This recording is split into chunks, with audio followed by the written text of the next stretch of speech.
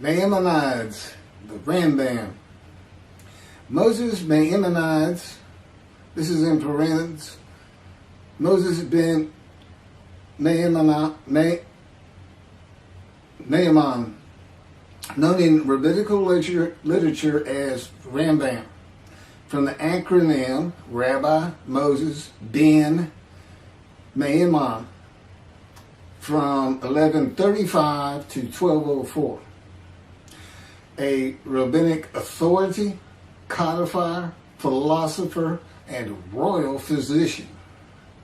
The most illustrious figure in Judaism in the post-Talmudic era, regarded by many of the greatest Jewish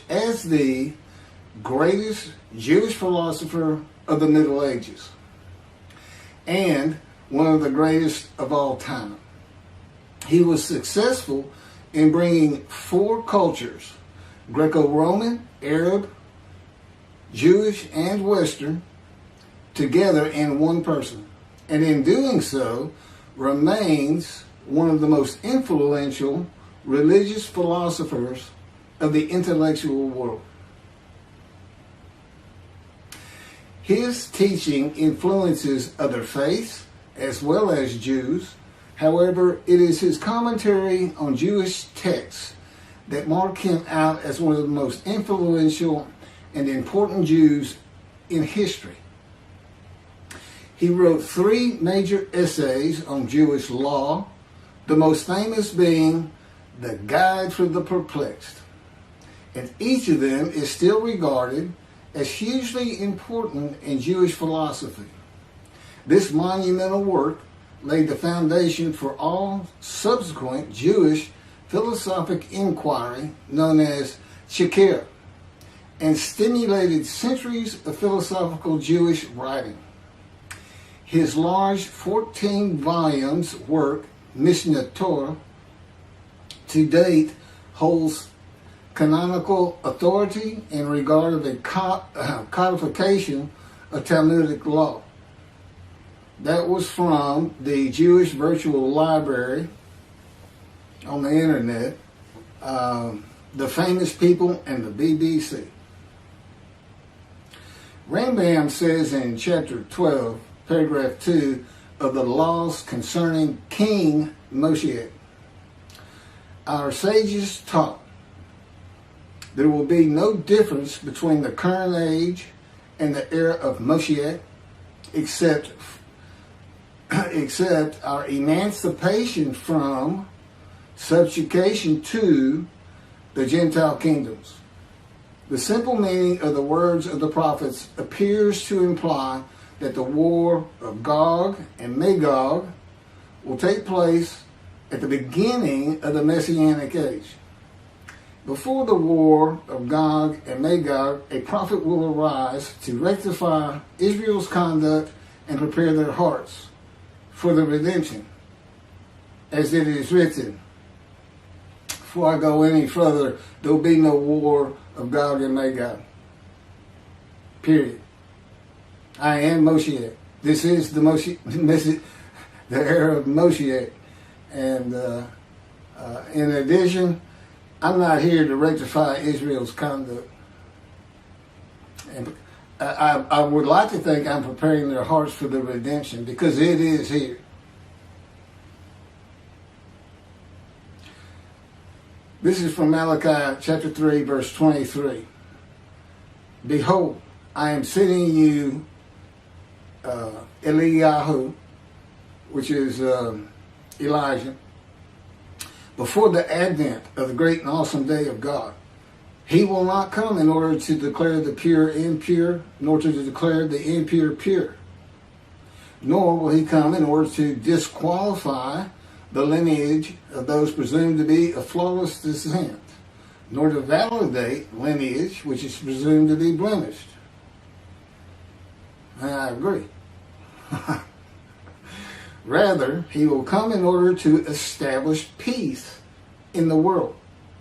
As the above prophecy continues, Malachi 3, verse 24, he will bring back the hearts of the fathers to the children. And that is incorrect. I don't come here to bring peace or have the world come to peace or to establish peace in the world. No one can do that. Humanity will never be at peace. It's just not what man is. It's not how things have ever worked.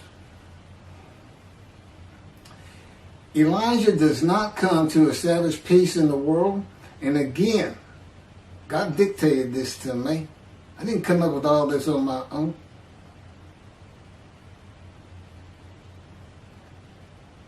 From the book Isaiah 53, In the Day of the Lord. Elijah does not come to establish peace in the world, but to make the many righteous by his knowledge in reconciling the sons to the Father and the fathers to the sons of the family members, one to another, of the Jewish people, by having them be mindful of the teachings God gave Moses at Oreb, and to the practice of Judaism. Okay, be mindful. That's an amendment to the first, the covenant between God and the Israelites given by Moses. It's just an amendment because they had to have strict compliance with 100% of the Israelites agreeing to it, that they would all abide by it. Today he's saying be mindful, and he's also saying it doesn't have to be 100% of the people, those who heed and revere and esteem his name. And he knows it's not going to be all of the Jews, notwithstanding the fact he has forgiven their sins and remembers their iniquities no more. And to be a messenger of the new covenant with sin forgiveness. That's why it's new. There's an amendment to it, and in addition to it is sin forgiveness. That's the only difference. I will be your God and you will be my people. That's the covenant. And it's never changed. It's never gone away. It's new only in the sense that there's been an amendment to it, and in addition to it, and it's a ratification and confirmation of the covenant at Mount Sinai, or Rambam and the sages say in chapter 12, paragraph 3 of the laws concerning King Moshiach, God makes it real clear. He calls Moshiach, my servant David, a shepherd. He's a teacher. There's been no Davidic kingdom dynasty that Rambam thinks is coming. And that's all you have. Now there is a slight reference to king and prince throughout the covenant of friendship. That just means leader in this context. He's a ruler amongst the people, not a ruler over the people. This is just Rambam's rendition of what a Davidic kingdom would be. But it's not in the Hebrew Bible. During the era of the King Moshiach, once his kingdom has been established and all of Israel has gathered around him, the entire nation's line of descent will be established on the basis of his words, through the prophetic spirit which will rest upon him. In the Middle Ages and in Antiquity, they believed in prophetic spirits. This will not happen. I do not have a prophetic spirit. The Spirit of God alighted upon me, but he's a person. Now, he helps me. He'll tell me things and teach me things. But there's no such... there's by and large, nobody believes in that kind of thing anymore. That somebody can just prophesy. God prophesied. He has absolute knowledge of humanity from Adam on to the ends of the earth. Okay, now he can tell a man, write this down, or go tell the people this. But that's just coming from him by knowledge. No man gets a spirit upon him and all of a sudden he can prophesy.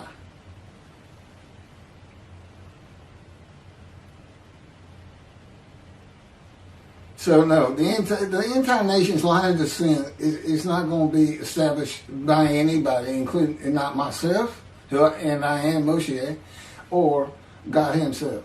That's just not going to happen. As it is written, he shall sit as a refiner and purifier. He will purify the lineage of the Levites first, stating that this one is a priest, a defined lineage, and this one is a Levite, a divine lineage. Rambam basis for this belief is a verse in the book of Ezra, chapter 2, verse 63. The governor said to them, they shall not eat of the most holy things until a priest arises who will wear the Urim and the Thummim. From this verse, one can infer that the genealogy of those presumed to be of unquestioned priestly and Levitical lineage will be traced by means of the prophetic spirit, and those found to be of such lineage will be made known. He will define the lineage of the Israelites according to their tribe alone, i.e., he will make known each person's tribal origin, stating that this one is from this tribe and this is from another tribe. It's not going to happen. And he's talking about Moshiach being the purifier. He got that wrong too. He shall sit as a refiner and purifier from the first paragraph of chapter 12. Paragraph 3 is not Moshiach. God purifies and refines. And he comes with Elijah and the angel of the covenant that you desire. Rambam says the prophetic spirit will rest upon the anointed one. The prophecy of the Hebrew Bible, the prophecies of God. I just gave you my summarization of before I read this, of what I'm about to reread. The difference is, this sounds better, and this is what God dictated.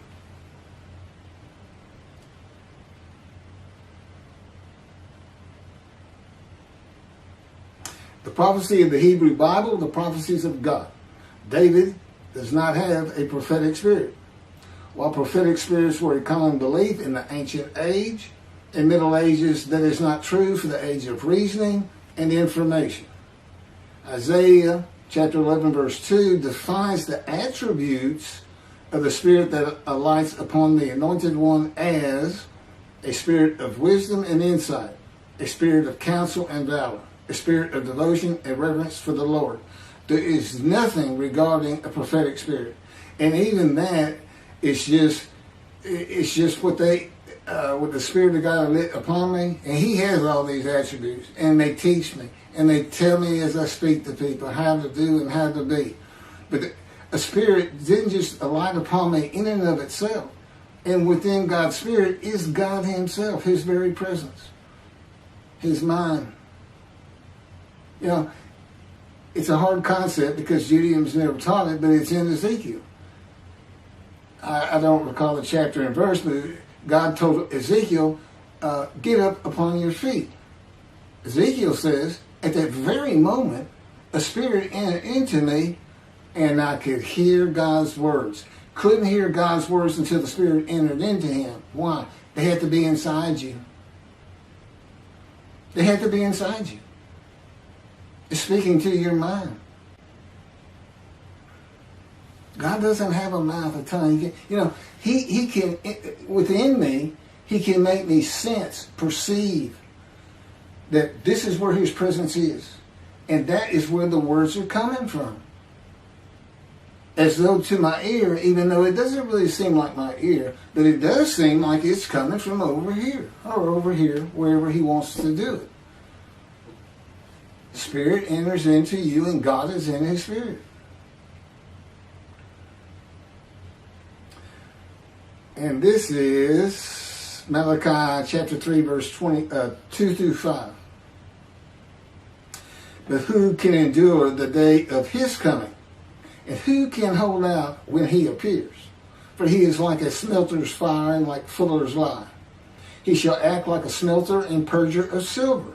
And he shall purify the descendants of Levi and refine them like gold and silver. So they shall present offerings in righteousness. Then the offerings of Judah and Jerusalem shall be pleasing to the Lord, as in the days of yore, and in the years of old. But first I will step forward to contend against you, and I will act as a relentless accuser against those who have no fear of me. This is God, and not David or Elijah. It's God. And what does he say? I will act as a relentless accuser. He says when Moshiach is here, his servant David is here, he says, I'm going to have a reckoning and dismiss the shepherds of the flock, the rabbis. I'm going to have a reckoning and not dismiss them. Primarily for teaching this Messianic era. Secondly, for ignoring his prophet. That would be me. Shunned, despised, and held of no account. That's how they've been treating me for years now. God's been with me 13 years to prepare me for this, and that's how they treated me.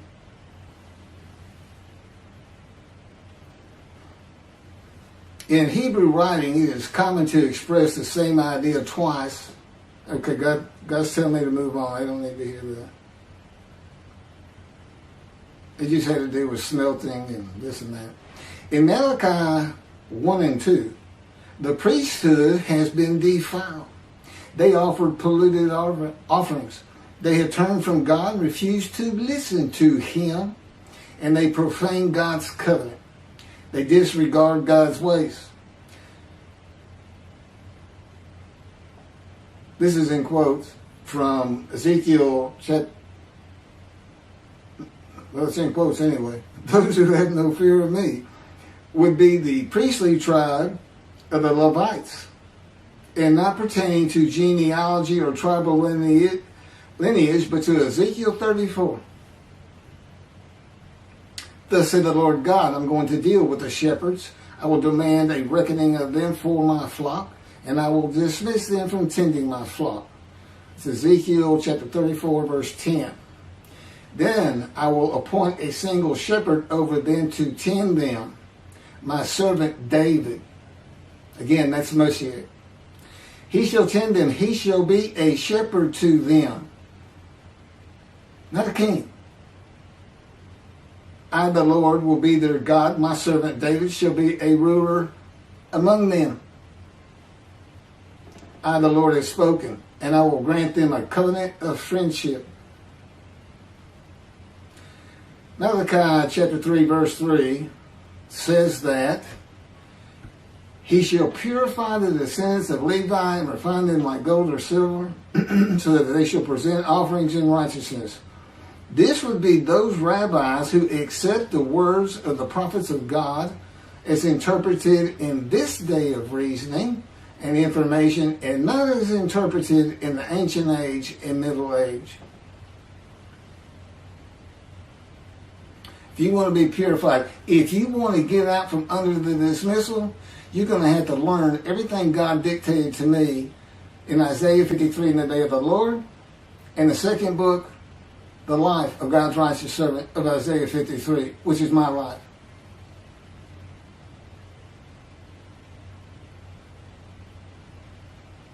That'll purify you. That'll get you back on the scroll of remembrance so you can see the heaven God is creating. The name Israel shall endure. The era of redemption, restoration, and exaltation versus the day of the Lord, as found in the book. Rambam and the Sages interpreted it as a prophecy that Moshiach, with a prophetic spirit, will determine the lineage of the priests and Levites from a verse in the book of Ezra. I've covered this. Anyway, the governor said to them, they shall not eat of the most holy things until a priest arrives who will wear the Urim and Thummim. This has nothing to do with genealogy of Levites today, or purification and refining, or a prophetic spirit on Moshiach. This is not a prophecy of a high priest arising. And it is not Moshiach, but an answer to those that could not prove they were Levites. when the verse is put into its proper context. This is Ezra chapter 2, verses 61 through 63. Of the sons of the priest, the sons of Habiah, the sons of Hakuz, the sons of Barzillai, who had married a daughter of Barzillai and had taken his name. These searched for their genealogical records, but they could not be found. So they were disqualified for the priesthood. The Teshachta ordered them not to eat of the most holy things until a priest with Urim and Thummim should appear. It was just a specific instance.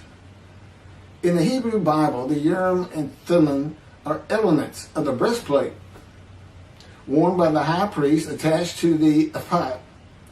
They are connected with divination in general and kleromancy in particular, a belief in antiquity and the Middle Ages rarely believed in today. Two objects used by the high priest to answer a question or reveal the will of God. The ephod was made of fine linen and consisted of two pieces which hung from the neck and covered both the back and front, above the tunic and outer garment. Kleromancy is a form of sortition, a casting of lots. A casting of lots in which an outcome is determined by means that normally would be considered random, such as the rolling of dice, that are sometimes believed to reveal the will of God. Casting of lots, the will of God.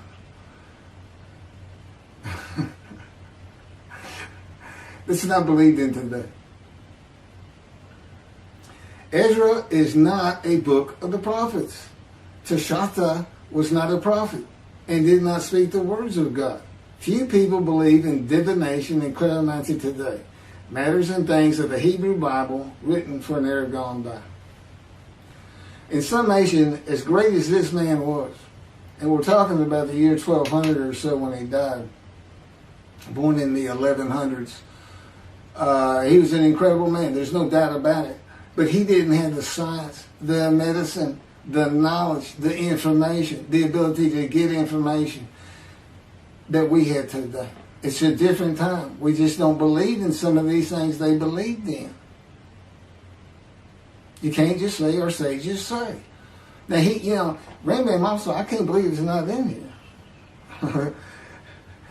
He said Moshiach is going to perfect the world, and the entire world is going to speak Hebrew. Okay? And he gets that from Zephaniah chapter 9, verse 10. God says, and I think most people have heard this phrase, they shall be a people of a pure speech. He takes that to be the people of the world. Well, the only problem is that, read verse 9. In verse 9, God talks about his anger against the world and how he would actually terminate it with fire. He's not talking about them. He's just talking about his people. The peoples are the Jewish people. And guess what? Today they are a people of pure speech in Israel. See, the only time an ancient language has been revived in the modern times, and that's Hebrew. That's their official language, along with Arabic in Israel. So it was a true prophecy of God. They should be a people pure speech, but he's only talking about the Jewish people. When he says the peoples, he's talking about his people. If he's talking about the people of the world, you know what he's going to say? The people of the world. His people. The Jews. Okay, well that's all I have on Rambam. Again, I'm surprised I don't have that. Thank you very much for listening.